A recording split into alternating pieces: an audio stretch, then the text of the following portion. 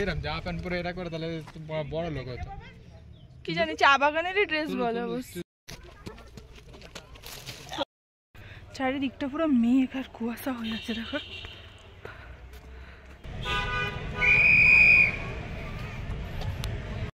এটা হচ্ছে আমাদের দার্জিলিং এর রুম।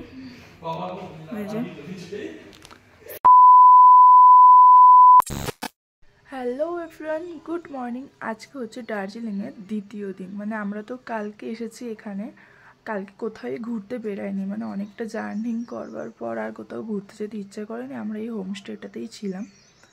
আর আজকে হচ্ছে দ্বিতীয় দিনে সকালবেলা আর কি জাস্ট ঘুম থেকে বলতে গেলে উঠলাম। আর মানে এখানের ওয়েদারটা জাস্ট দারুণ।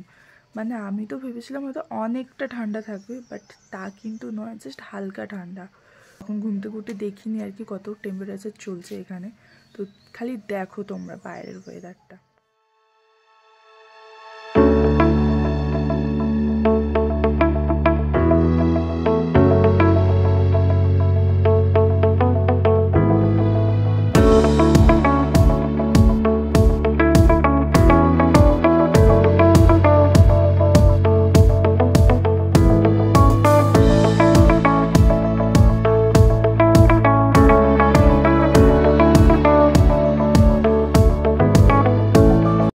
আর এখন আমাদেরকে দিয়ে গেছে চা।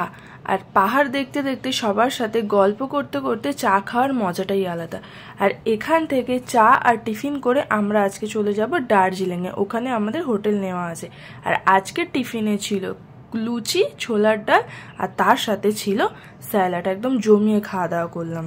সো ফাইনালি এখন আমরা রেডি হয়ে নিয়েছি ঘুরতে বেরোনোর জন্য। তো কালকে তো এসে থেকে আর কোথাওই বলতে গেলে যায়নি, আর এখন আর কি সাইট সিনে বেরাচ্ছি। আর এই যে এখন আমি রেডি হয়ে নিয়েছি, আর ওদিকে এখন গাড়িতে আর কি লাগেজগুলো তুলছে।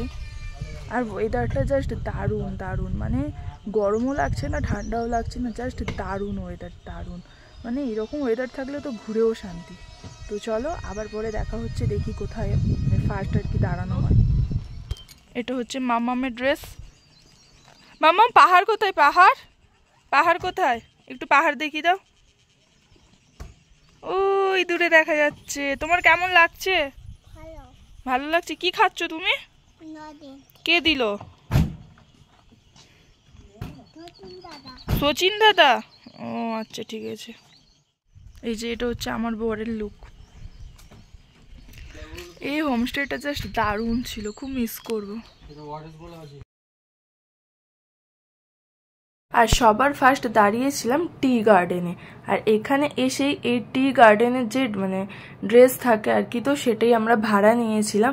আর আমাদেরকে কেমন লাগছে অবশ্যই বলবে, কিন্তু আমাদেরকে ভালো লাগছে কিনা জানি না, বাট আমার মেয়েকে কিন্তু খুব ভালো লাগছে। আর এখানে এসে কিন্তু প্রচুর রিলস বানিয়েছি আর ফটো তুলেছি। তো রিলসগুলো তোমরা আমার ইনস্টা আইডিতে দেখে নেবে, দাস পায়েল পাত্র নামে আছে।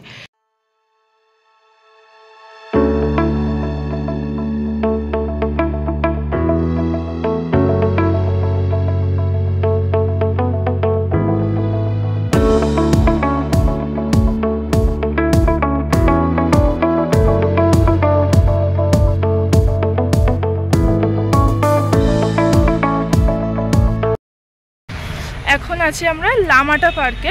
টিকিট কাটতে হয়েছে 20 টাকা করে আর কি, পার হেড 20 টাকা করে। আর জাস্ট দারুণ, মানে যত উপরে উঠছি মনে হচ্ছে না মেঘের হয়ে তো ঢুকে যাচ্ছে, এরকম ব্যাপার। তো দেখো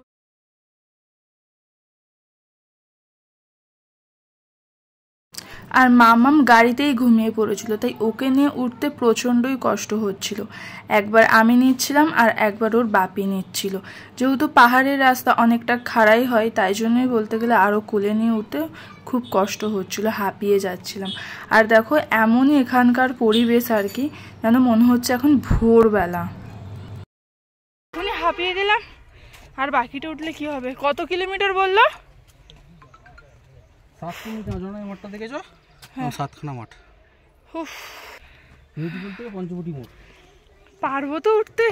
কেদারনাথ কি করে যাবো? কেদারনাথ ও তখন বাবা ঠিক টানিয়ে নেবে।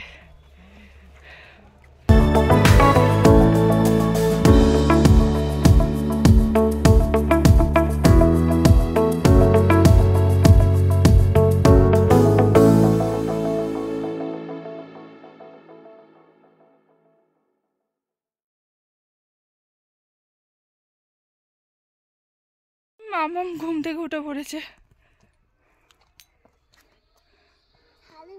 মামাম কষ্ট হচ্ছে উঠতে?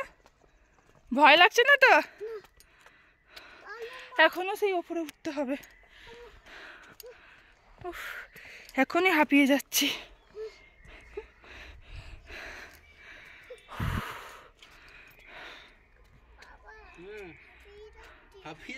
হাঁপিয়ে যাচ্ছ? এক্ষুনি হাঁপিয়ে গেলাম। এখনো কতটা বাকি? 15-20 মিনিট ধরে মনে হচ্ছে হেঁটেই যাচ্ছি, কিন্তু এত সুন্দর ওয়েদার, তাই জন্য হাঁটছি, সেরকম একটা কষ্টটা হচ্ছে না। হাঁপিয়ে যাচ্ছে। সচিন দাদার ওপরে উঠে গেছে।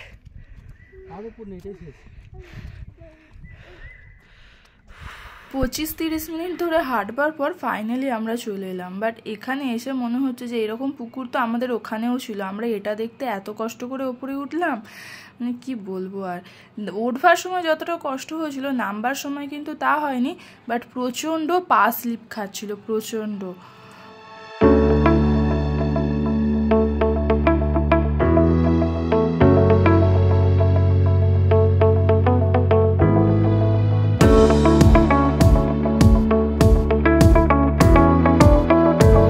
আমাদের সেকেন্ড হোমস্টে যেটা হোটেল চার্লি, তো এই জাস্ট আমরা এখানে এলাম। তো এখনও ভেতরে ঢুকিনি, রিসেপশানে এখন ওরা সিগনেচার করছে আর কি। তো রুম বুক করাই ছিল আর কি আমাদের আগে থেকে।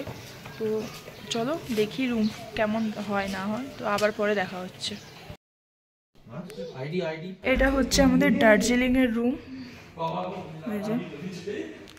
সিঙ্গেল বেডের রুম, আর একটা ওয়ার্ড্রপ দিয়েছে এখানে। তার সাথে আছে টিভি, টি টেবিল, একটা সোফা আছে। তো এসেই জামা কাপড় রাখা স্টার্ট হয়ে গেছে, আর ড্রেসিং টেবিল। রুমটা খুব ছোট বাট খুব সুন্দর। আর এই হচ্ছে বাথরুম। বাথরুমটাও খুব সুন্দর, ছোটোর মধ্যে। এখানে কোমোট আছে, বেসিন। রুম থেকে বাইরেটা এরকম।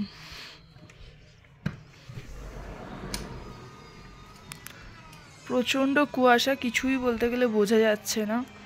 জানি না কালকে আদৌ কাঞ্চনজঙ্ঘা ঠিকঠাক দেখতে পাবো নাকি। যদি ক্লিয়ার হয়ে যায় আকাশটা, তো তাহলে অবশ্যই দেখতে পাবো।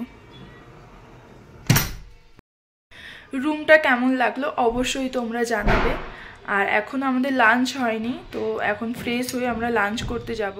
আমরা হোটেলে ঢুকে জাস্ট ফ্রেশ হয়েছি, আর তারপরেই দেখো খালি কি বৃষ্টি চালু হয়েছে। দেখতে কিন্তু হেভি লাগছে। এখনো বিকাল 4টে মতন বাজে, এখনো বলতে গেলে আমাদের লাঞ্চ হয়নি করা। দারুণ লাগছে, দারুণ। নিচটা দেখো খালি।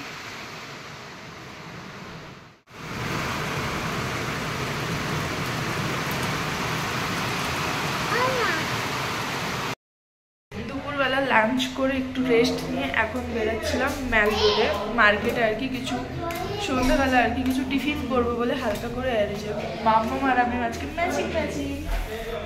আর যেহেতু বললামই যে বৃষ্টি হচ্ছে, তোমরা তো দেখলেই। মাম্মা আসতে নামো। বৃষ্টি হওয়ার পর এত ওয়েদারটা ঠান্ডা হয়ে গেছে, মানে কি বলবো। বেশ ভালো ছিল কাল থেকে ওয়েদারটা, বৃষ্টিটা হওয়ার পরেই ব্যাস ওয়েদারটা। আর আমার মামামের এখানে এসে চায়ের অভ্যাস হয়ে গেছে, যেহেতু আমরা সবাই একসাথে বসে চা খাচ্ছিলাম, তো ও বায়না করতো। তো ফার্স্ট 1-2 বার দেওয়ার পরে ব্যাস এবার ও প্রত্যেকটা বার বায়না করছে, প্রত্যেকটা বার। জানি না বাড়ি গিয়ে অভ্যাসটা চেঞ্জ করতে পারবো নাকি। আর এখন আমরা আছি দার্জিলিংয়ে যে ম্যাল মার্কেট আছে, তো ওখানেই আছি। আর যেহেতু বিকেলবেলা বৃষ্টি হয়েছিল এখানে, তাই মার্কেটটা বলতে গেলে পুরো ফাঁকা হয়ে গেছে, মানে দোকানপাট সব উঠে গেছে। তো হাতে গোনা কয়েকটা দোকান ছিল জাস্ট। আর মানে এখানে একটা আর কি বড় স্ক্রিনে আর কি ভিডিও চলে, তো সেটাও বলতে গেলে বন্ধ হয়ে গেছে বৃষ্টির কারণে। নাহলে এখানটা কিন্তু দেখতে খুব সুন্দর লাগে, মানে একদম জমজম। আর এই মেল মার্কেটে একটা মহাকাল মন্দির আছে, কিন্তু ওটাও দেখছি আজকে বন্ধ হয়ে গেছে। তো আবারও নেক্সট দিন আমাদের আসতে হবে মন্দিরটা। মন্দিরটা নাকি খুব সুন্দর আর কি। আর এখানে প্রত্যেকটা দোকান এত সুন্দর করে ডেকোরেশন করা, কি দারুণ দেখতে লাগছে। যেহেতু এটা টুরিস্ট এলাকা তো সেই জন্যই ডেকোরেশন করা। আর এখানে একটা ফাউন্টেন মিউজিক চলে তো সেটাও বন্ধ। আর এই যে মানে বাবেলস, মানে আমরা যেটা আর কি ওখানে 20 টাকায় কিনি কলকাতায়, আর এটা এখানে 100 টাকায় বিক্রি করছে। তাহলে ভাবো জিনিসের ঠিক কতটা পরিমাণে দাম। আর হোটেলে আসবার সময় মোমো আর চাউমিন কিনে আর কি চলে এলাম। তো চলো আজকের মতন ভিডিওটা এখানেই শেষ করছি। আর যারা এখনও আমার চ্যানেলটাকে সাবস্ক্রাইব করনি তারা অবশ্যই আমার চ্যানেলটাকে সাবস্ক্রাইব করবে। তো চলো দেখা হবে নতুন কোনো ব্লগে। টাটা।